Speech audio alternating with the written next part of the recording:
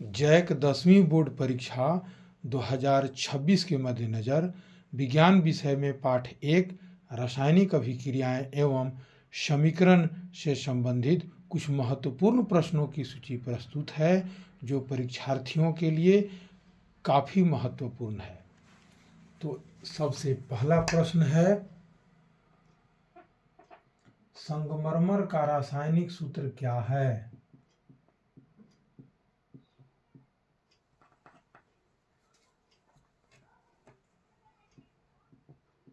संगमरमर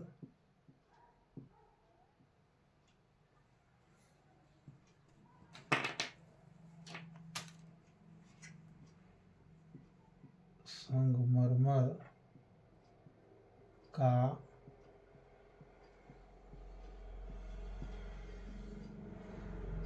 रासायनिक सूत्र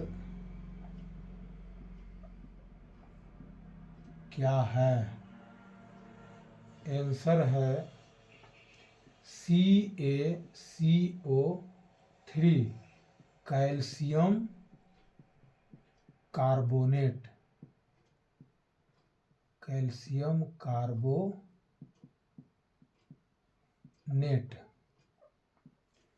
दूसरा प्रश्न है, बुझा हुआ चूना का रासायनिक सूत्र क्या है? बुझा हुआ चूना का रासायनिक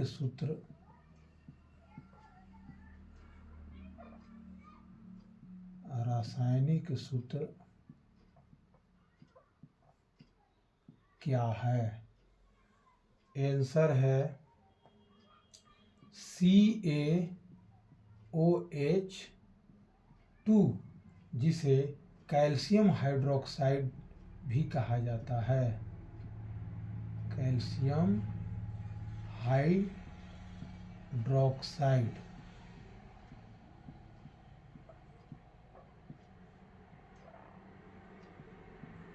अगला प्रश्न है,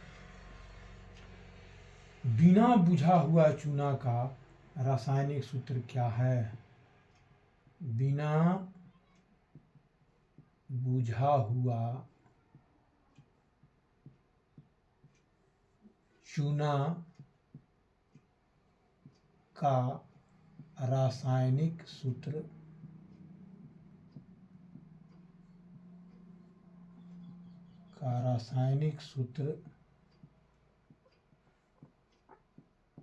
क्या है? आंसर है CaO जिसे कैल्शियम ऑक्साइड भी कहा जाता है। कैल्शियम ऑक्साइड भी कहते हैं। अगला प्रश्न है, उपचयन अपचयन अभिक्रिया का दूसरा नाम क्या है? उपचयन अपचयन अभिक्रिया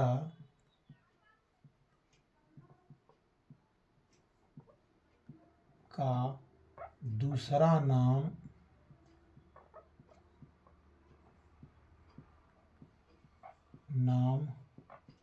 क्या है? आंसर है रेडॉक्स अभिक्रिया। रेडॉक्स अभिक्रिया।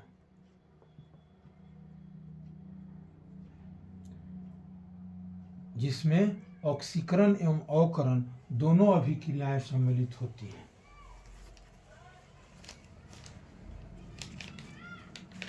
अगला प्रश्न है,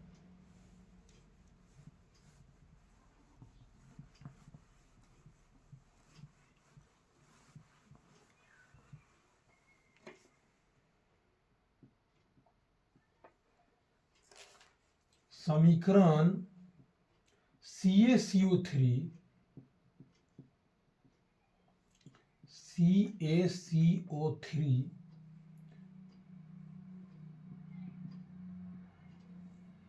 CaO प्लस CO2 किस प्रकार की अभिक्रिया है?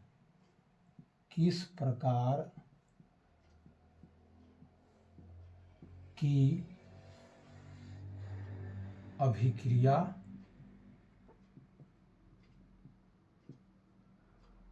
किस प्रकार की अभिक्रिया है?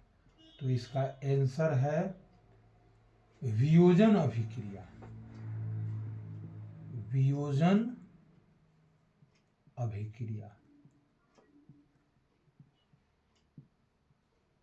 अब वियोजन अभिक्रिया क्या है? वियोजन अभिक्रिया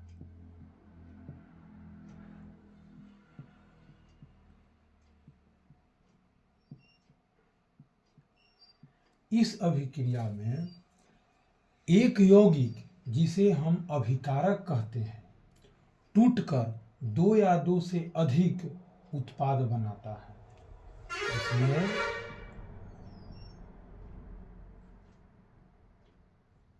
एक यौगिक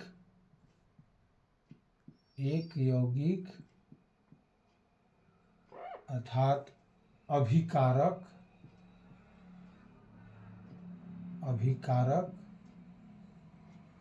टूटकर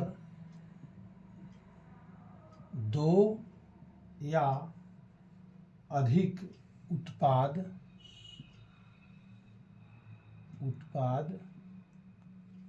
बनाता है। देखिए इस अभिक्रिया में CaCO3 अकेला यौगिक है और यह जब टूटता है इसे उष्मा से गर्म किया जाता है। इसे गर्म किया जाता है तो यह कैल्शियम ऑक्साइड और कार्बन डाइऑक्साइड में बदल जाता है। तो यहाँ था एक और यहाँ हो गया दो। तो इसीलिए एक यौगिक इधर वाले इस तीर के निशान के बाएं पक्ष वाले को अभिकारक कहा जाता है, जो अभिक्रिया में भाग लेते हैं। और अभिक्रिया के फलस्वरूप जिस पदार्थ का निर्माण होता है उसे हम उत्पाद कहते हैं। तो ये दोनों उत्पाद हैं और यह अभिकारक है। तो इस अभिक्रिया में, वियोजन अभिक्रिया में, एक अभिकारक के टूटने से दो उत्पाद बने, CaO और CO2, इसीलिए इसे हम वियोजन रासायनिक अभिक्रिया कहेंगे।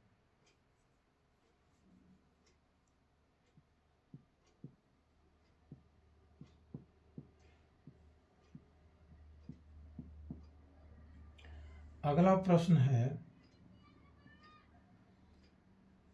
2H2 प्लस O2 रासायनिक अभिक्रिया के फलस्वरूप 2H2O यानी जल बनाते हैं। किस प्रकार की अभिक्रिया है? किस प्रकार की अभिक्रिया है? तो यहाँ आंसर होगा संयोजन अभिक्रिया।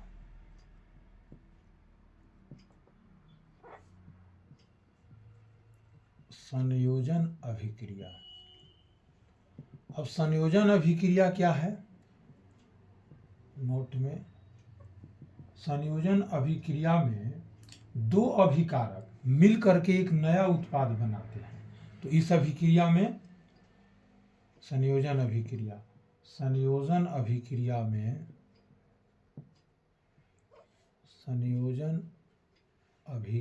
में दो अभिकारक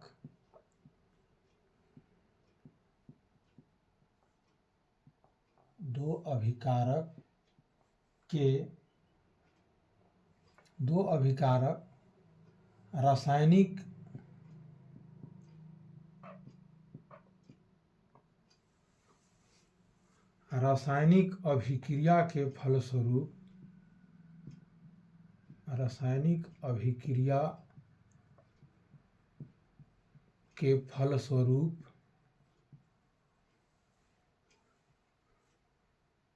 एकल उत्पाद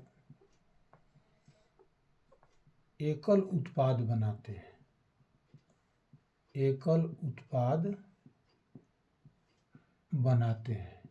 जहां तक इस अभिक्रिया की बात है तो इसमें दो अभिकारक हाइड्रोजन और ऑक्सीजन मिल करके जल बनाते हैं, अर्थात इसमें दो मिल करके एक का निर्माण करते हैं, इसलिए इसे हम संयोजन रासायनिक अभिक्रिया कहते हैं। इसलिए इसका आंसर संयोजन अभिक्रिया होगा। अगला प्रश्न है, श्वसन कैसी रासायनिक अभिक्रिया है? श्वसन कैसी रासायनिक अभिक्रिया है? कैसी रासायनिक अभिक्रिया है? तो आंसर है ऊष्माक्षेपी रासायनिक अभिक्रिया। ऊष्माक्षेपी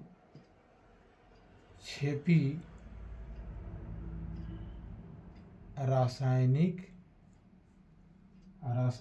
अभिक्रिया।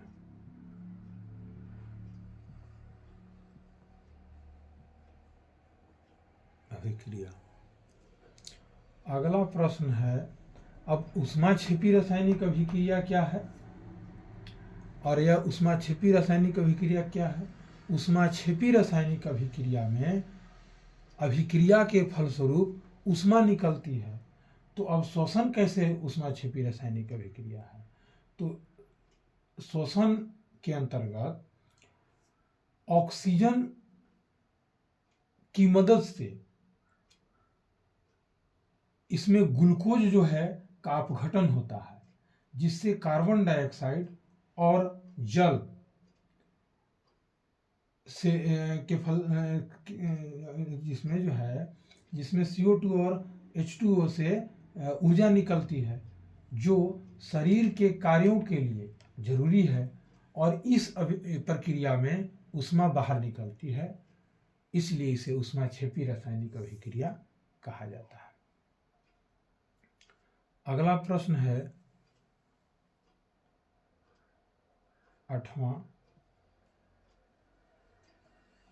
ऐसे इसको हम लिख लेते हैं। श्वसन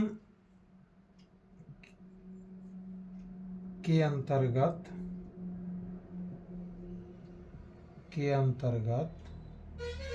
ऑक्सीजन की मदद से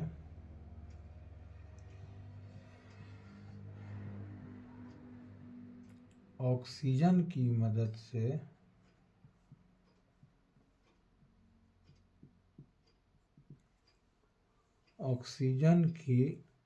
मदद से ग्लूकोज जैसे भोजन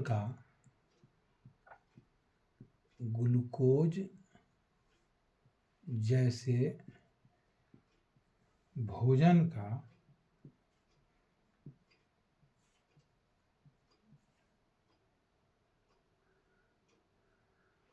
अपघटन होता है।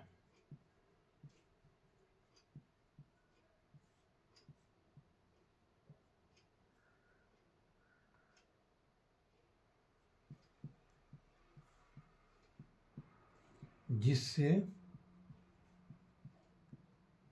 कार्बन डाइऑक्साइड, जल और ऊर्जा निकलती है।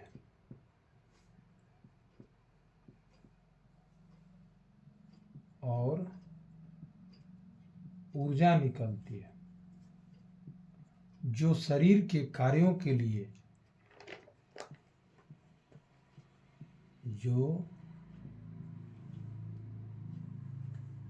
ऊर्जा निकलती है।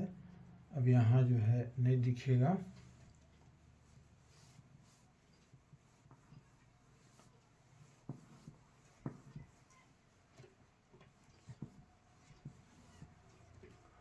और ये तीनों चीज शरीर के कार्यों के लिए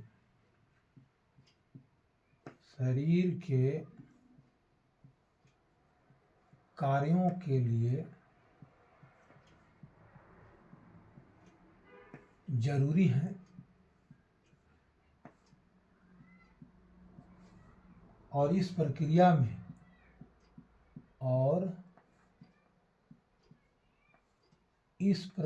में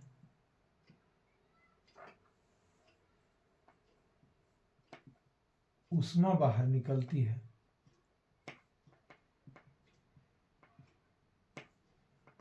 ऊष्मा बाहर निकलती है और ऊष्मा बाहर निकलती है तो उसे हम ऊष्माक्षेपी रासायनिक अभिक्रिया कहेंगे।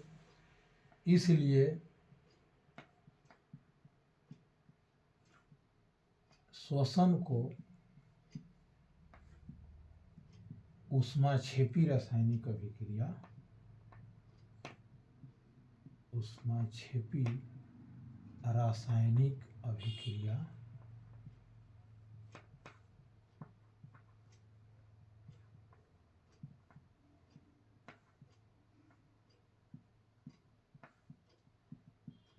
कहते हैं।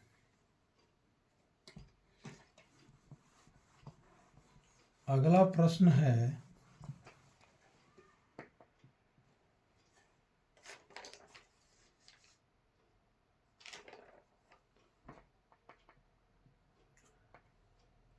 रासायनिक अभिक्रिया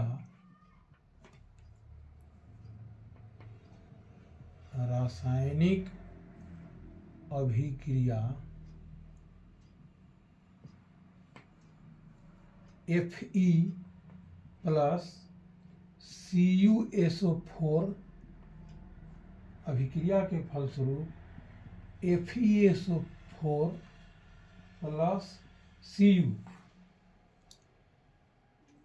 बनाते हैं, वह जो है किस प्रकार की अभिक्रिया है? किस प्रकार की अभिक्रिया है? तो आंसर होगा विस्थापन अभिक्रिया। विस्थापन अभिक्रिया, क्योंकि इसमें जो आयरन है वह आयरन कॉपर की तुलना में अधिक अभिक्रियाशील होने के कारण वह कॉपर सल्फेट को CuSO4 के विलयन से जो है कॉपर को विस्थापित कर देती है और स्वयं उसका स्थान ले लेती है। जैसे ये यहाँ पर चला आया, ये आ गया यहाँ और इसे बाहर कर दिया, तो यह एक विस्थापन प्रक्रिया है क्योंकि यह कॉपर को विस्थापित कर देता है। अगला प्रश्न है जल के विद्युत अपघटन में, जल के विद्युत अपघटन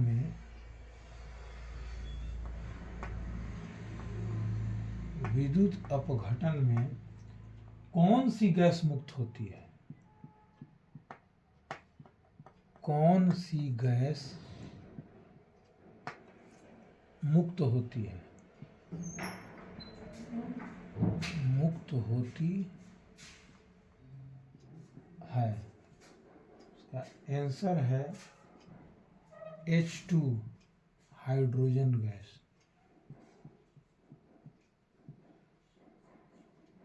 हाइड्रोजन गैस, क्योंकि नोट में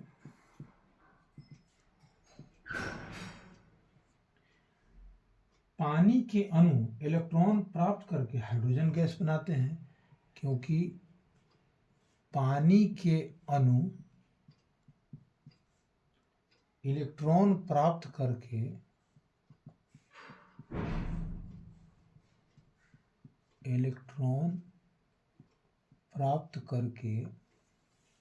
हाइड्रोजन गैस बनाते हैं। हाइड्रोजन गैस बनाते हैं।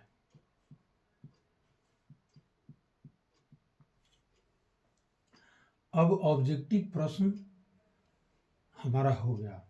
अब जो है एक प्रश्न इस तरह का पूछा जाता है जो समीकरण को संतुलित करने से रहता है। इसमें मैंने कुल 6 समीकरण को लिया है जो महत्वपूर्ण है। समीकरण को संतुलित करें।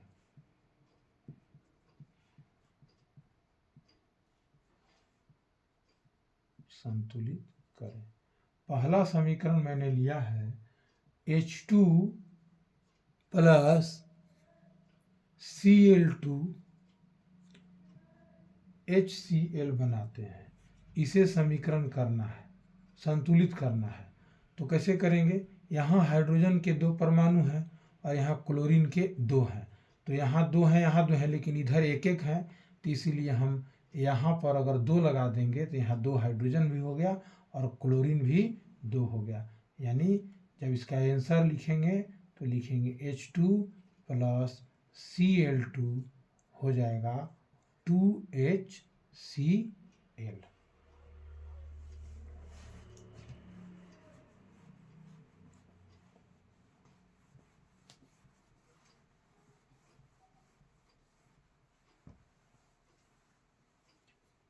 दूसरा जो मैंने लिया है समीकरण वह है Na प्लस O2 Na2O बनाते हैं। अब इसे संतुलित करना है तो ऐसे संतुलित करें। यहाँ सोडियम का 1 परमाणु है और यहाँ ऑक्सीजन का 2 है। तो यहाँ तो है 2, लेकिन ऑक्सीजन का यहाँ है 1। तो इसीलिए हम इस तरह से करेंगे Na2O। तो यहाँ ऑक्सीजन का 2 बनाने के लिए हम यहाँ 2 लिखेंगे।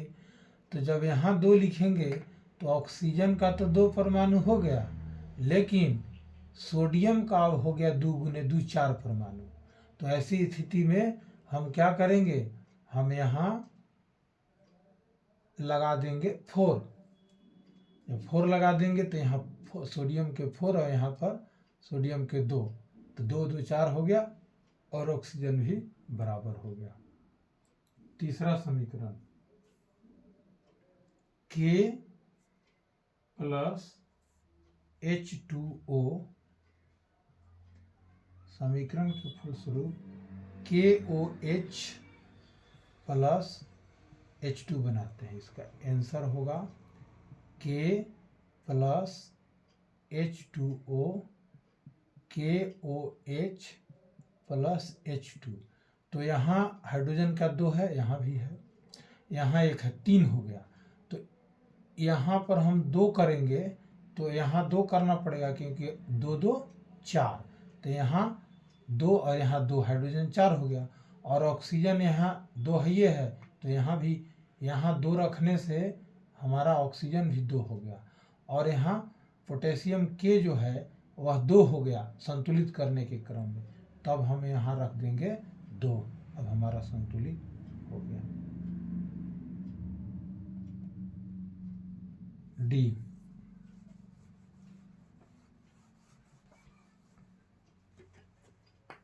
Fe plus H2O Fe3O4 plus H2। अब इसे संतुलित करेंगे तो Fe plus H2O Fe3O4 plus H2। तो यहाँ 2 है हाइड्रोजन, यहाँ भी 2 है H2, और यहाँ 1 है, यहाँ Fe का 1 है, लेकिन यहाँ Fe3 है, Fe3। तो यहाँ हम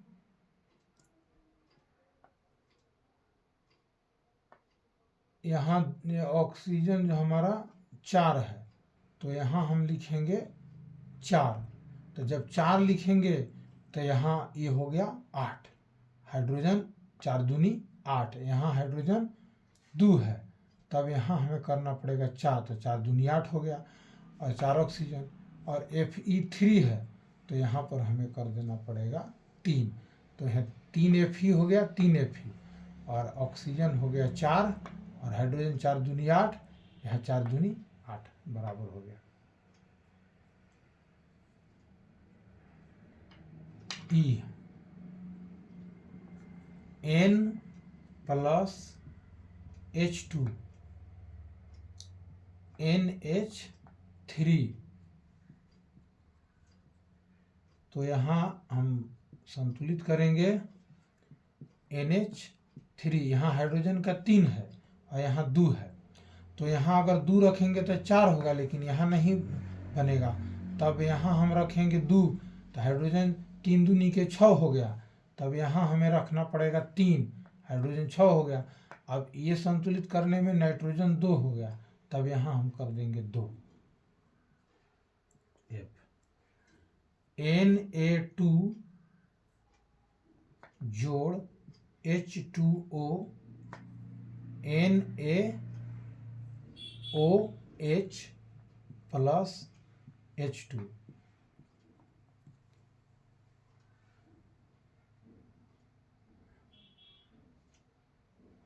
तो यहाँ हम इसे संतुलित करेंगे।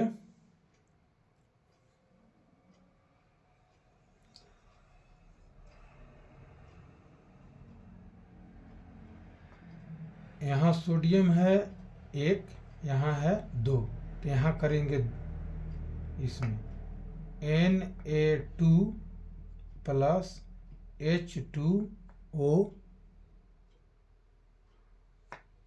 NaOH plus H2। तो यहाँ करेंगे 2, तो मेरा सोडियम तो बराबर हो गया, परमाणु संख्या, सोडियम की परमाणु संख्या बराबर हो गई। लेकिन यहाँ हाइड्रोजन का 2 है और यहाँ हाइड्रोजन 4 हो गया, तब यहाँ हमें करना पड़ेगा 2। जब यहाँ हम 2 करेंगे तो हमारा हाइड्रोजन की परमाणु संख्या भी 2 2 4 बराबर हो गया और ऑक्सीजन भी बराबर हो गया। तो इस तरह से हमारा यह रासायनिक समीकरण को संतुलित करें, यह हमारा है जो महत्वपूर्ण है, और उम्मीद है कि इसी में से आएगा। अब कुछ बड़े क्वेश्चन की ओर चलें। तो पहला क्वेश्चन मैंने क्वेश्चन चुना है, सोडियम को केरोसिन तेल में डुबोकर क्यों रखा जाता है? सोडियम को केरोसिन तेल में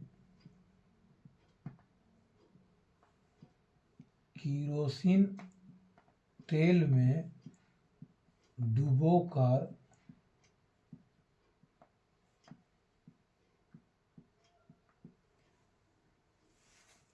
क्यों रखा जाता है? क्यों रखा जाता है? तो इसका आंसर है, सोडियम एक अत्यधिक क्रियाशील धातु है। सोडियम एक अत्यधिक क्रियाशील धातु है।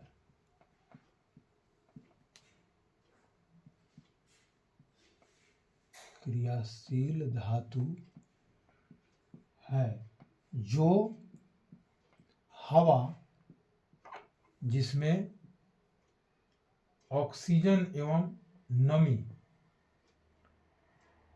ऑक्सीजन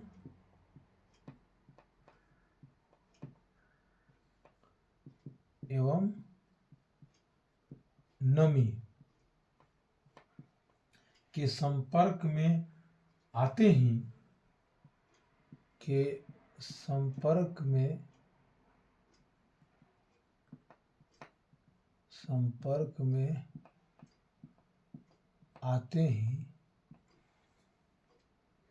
आग पकड़ लेता है।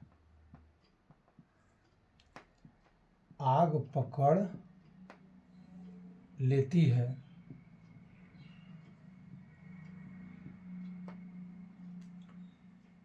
ये हमारा डुबो कर रखने का पहला कारण है। और दूसरा कारण है, मिट्टी का तेल सोडियम को हवा और नमी के संपर्क में आने से बचाता है। सोडियम को हवा और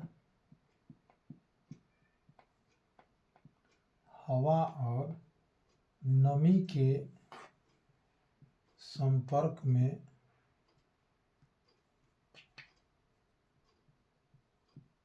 संपर्क में आने से बचाता है।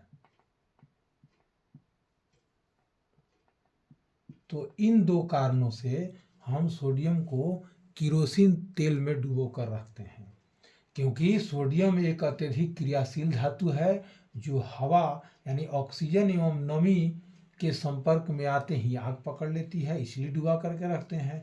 और दूसरा कारण है कि मिट्टी का तेल सोडियम को हवा और नमी के संपर्क में आने से बचाता है, तो इसलिए दोनों कारणों से हम उसे रखते हैं। दूसरा प्रश्न मैंने चयन किया है, वायु में जलाने से पहले मैग्नीशियम रिबन को साफ क्यों किया जाता है?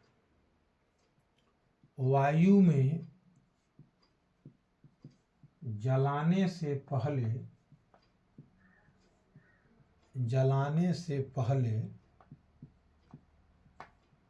मैग्नीशियम रिबन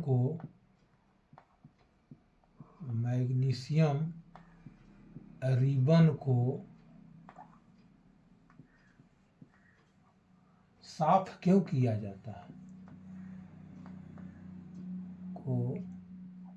साफ क्यों किया जाता है?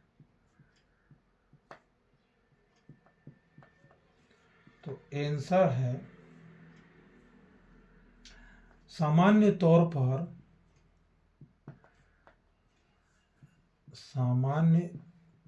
पर मैग्नीशियम धातु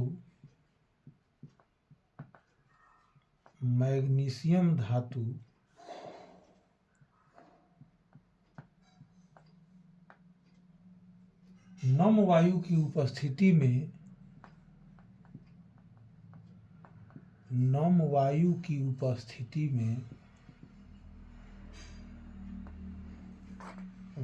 उपस्थिति में ऑक्सीजन के साथ क्रिया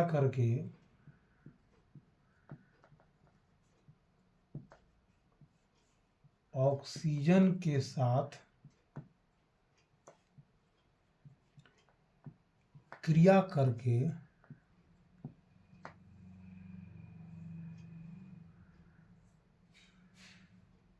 अपनी सतह पर मैग्नीशियम ऑक्साइड की अपनी सतह पर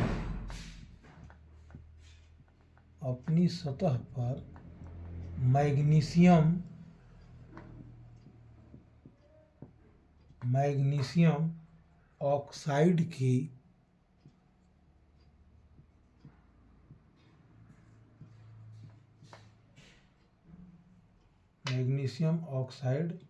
MgO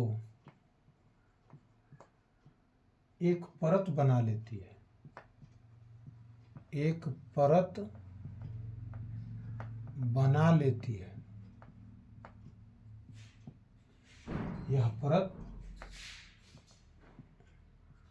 यह परत मैग्नीशियम को वायु में जलने से रोकती है। मैग्नीशियम को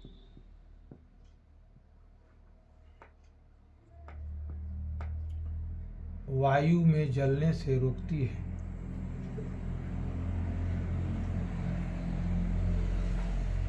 मैग्नीशियम को वायु में जलने से रोकती है।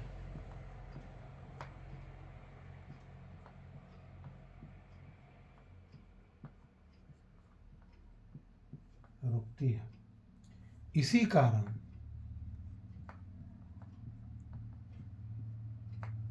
कारण जलाने से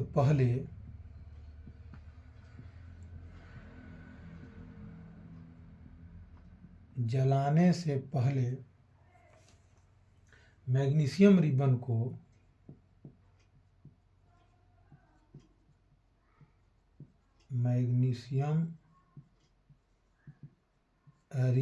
को रगड़कर साफ किया जाता है।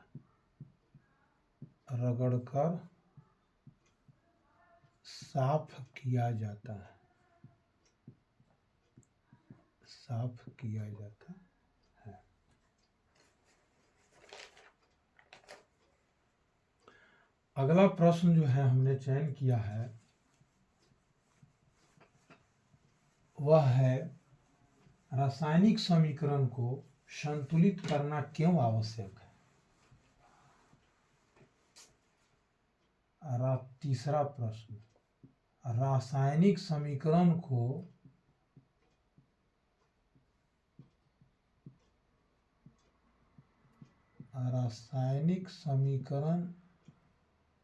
को संतुलित करना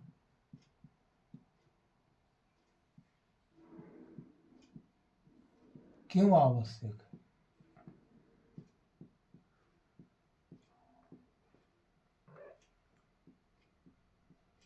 क्यों आवश्यक है, तो आंसर होगा रासायनिक समीकरण को संतुलित करना आवश्यक है। रासायनिक समीकरण को संतुलित करना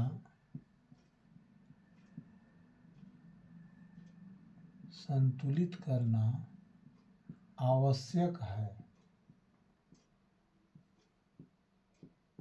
क्योंकि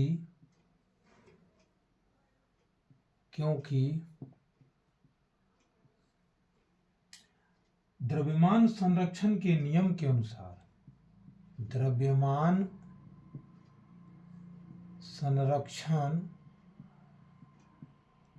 संरक्षण के नियम के अनुसार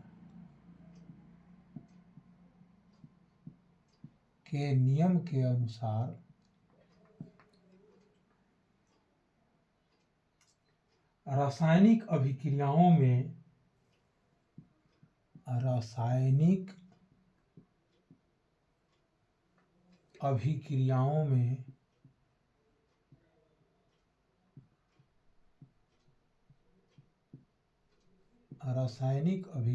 में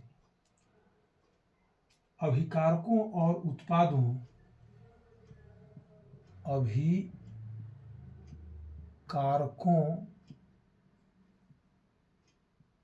उत्पादों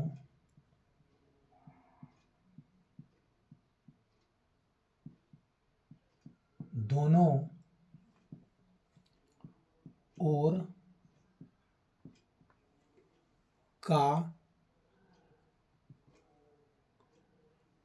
ओर का द्रव्यमान समान होना चाहिए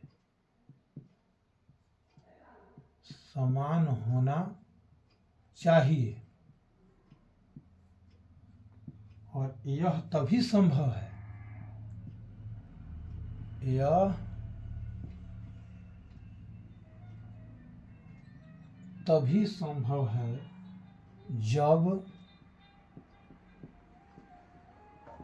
जब दोनों ओर के तत्वों के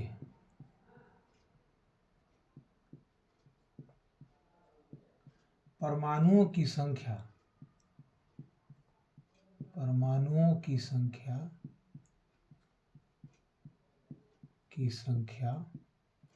समान हो। रासायनिक समीकरण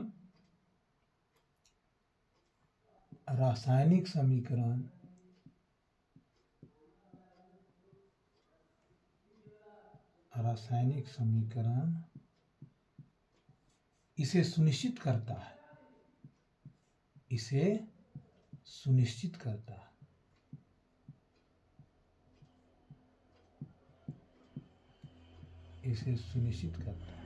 इसलिए हम रासायनिक समीकरण को संतुलित करना आवश्यक है। रासायनिक समीकरण को संतुलित करना आवश्यक है क्योंकि द्रव्यमान संरक्षण के नियम के अनुसार रासायनिक अभिक्रियाओं में अभिकारकों और उत्पादों दोनों ओर का द्रव्यमान समान होना चाहिए और यह तभी संभव है जब दोनों ओर के तत्वों के परमाणुओं की संख्या समान हो, और रासायनिक समीकरण ऐसा करता है, इसे सुनिश्चित करता है।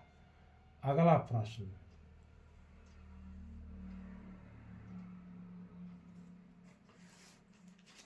संकलन एवं प्रतिस्थापन अभिक्रिया से क्या समझते हैं? संकलन एवं प्रतिस्थापन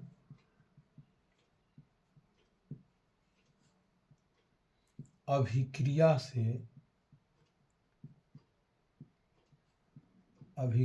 से आप क्या समझते हैं?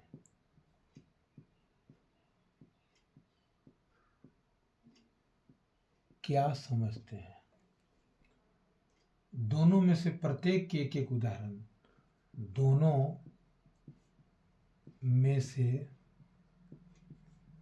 प्रत्येक के एक उदाहरण दीजिए, एक उदाहरण दीजिए। आंसर सबसे पहले संकलन का लेते हैं। संकलन अभिक्रिया,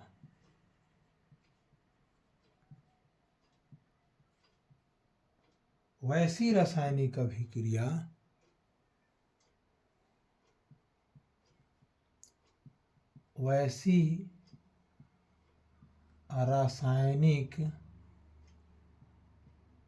वैसी रासायनिक अभिक्रिया जिसमें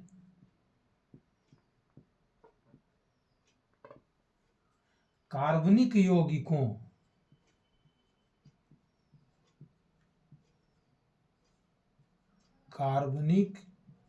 यौगिकों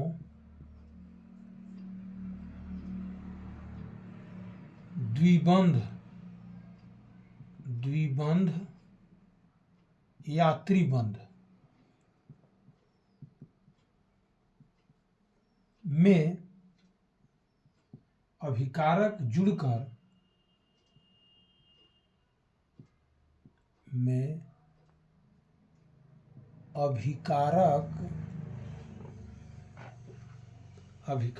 जुड़कर एक उत्पाद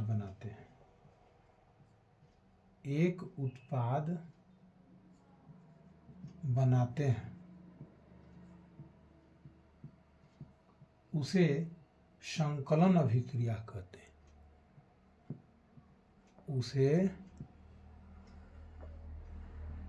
संकलन अभिक्रिया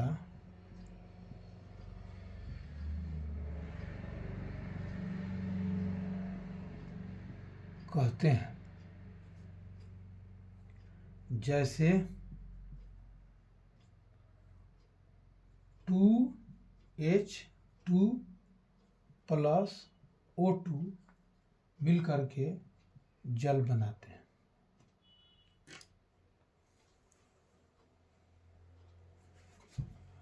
अब इसका अगला जो है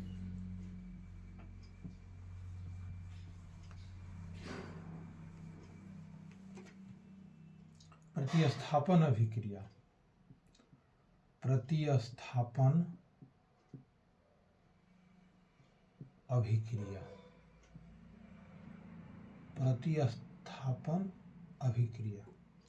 वह अभिक्रिया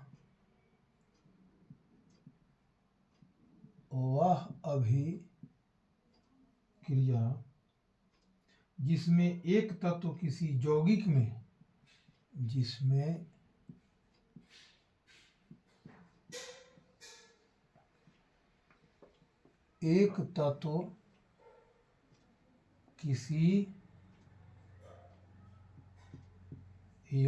में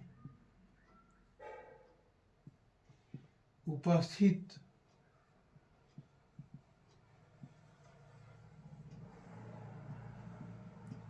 दूसरे तत्व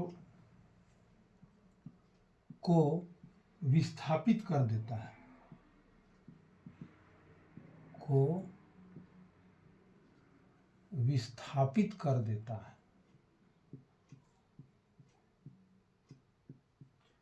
और स्वयं उसका स्थान ले लेता है।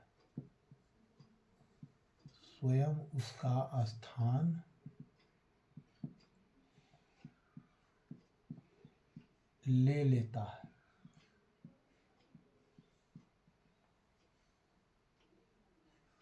ले लेता है, उसे प्रतिस्थापन अभिक्रिया कहते हैं। उसे प्रतिस्थापन अभिक्रिया कहते हैं।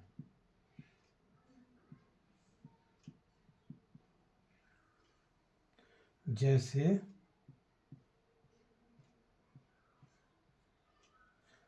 Zn प्लस CuSO4 अभिक्रिया के फलस्वरूप ZnSO4 प्लस Cu बनाते हैं। यहाँ Zn जो है Cu का स्थान ले लेता है और उसे बाहर कर देता है।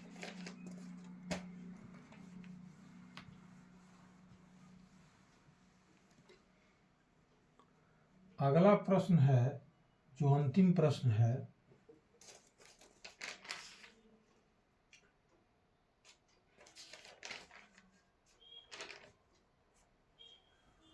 पांचवा प्रश्न, पांचवा या छठा होगा जो भी, उपचयन एवं अपचयन की व्याख्या कीजिए।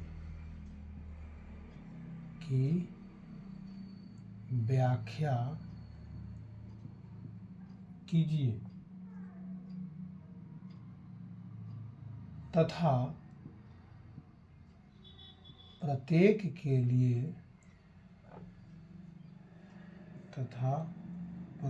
के लिए एक उदाहरण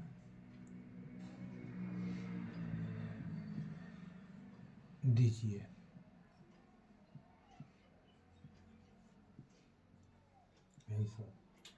उपचयन वह अभिक्रिया है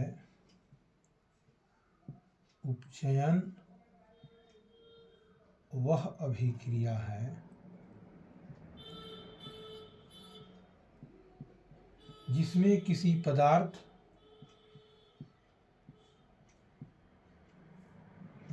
किसी पदार्थ में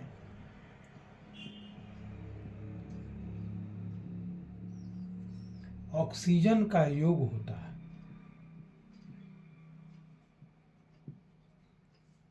ऑक्सीजन का योग होता है।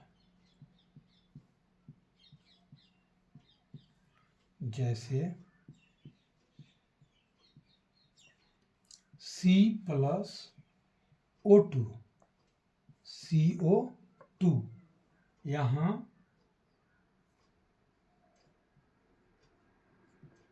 कार्बन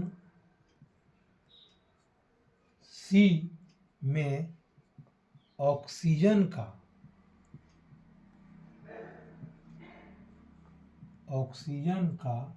योग हो रहा है। इसलिए कार्बन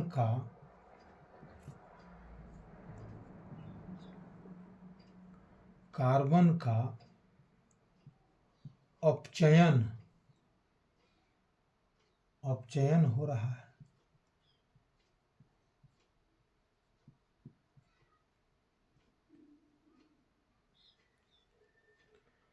अब जो है उपचयन,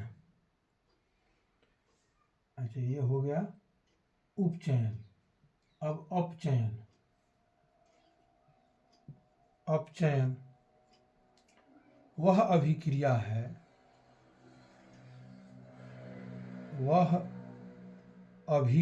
है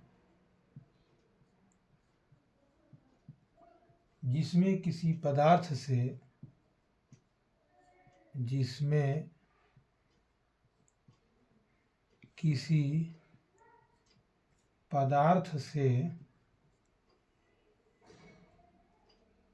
ऑक्सीजन का ह्रास होता है। से ऑक्सीजन का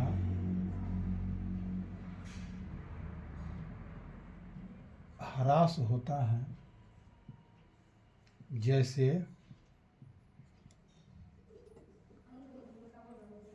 इसका यहाँ है आंसर,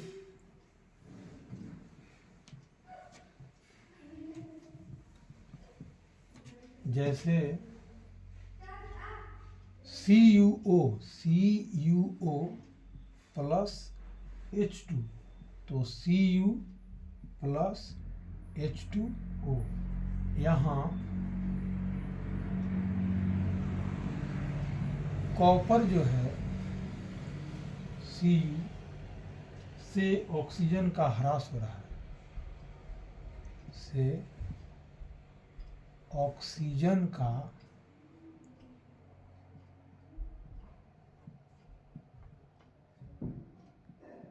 ह्रास हो रहा है, इसलिए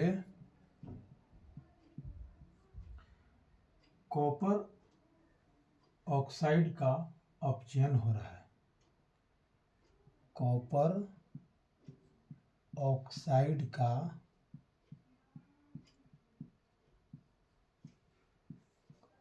अपचयन हो रहा है, का अपचयन हो रहा है। तो इस प्रकार से मैंने कुछ महत्वपूर्ण प्रश्नों को प्रस्तुत किया और ये प्रश्न बहुत ही महत्वपूर्ण है और इन प्रश्नों का उत्तर अपने शब्दों में, कम शब्दों में और व्याख्या सहित लिखा गया है, जो पर्याप्त है। आप इसका अध्ययन करें, याद करें और परीक्षा में जाएं, बेहतर मार्क्स आएंगे।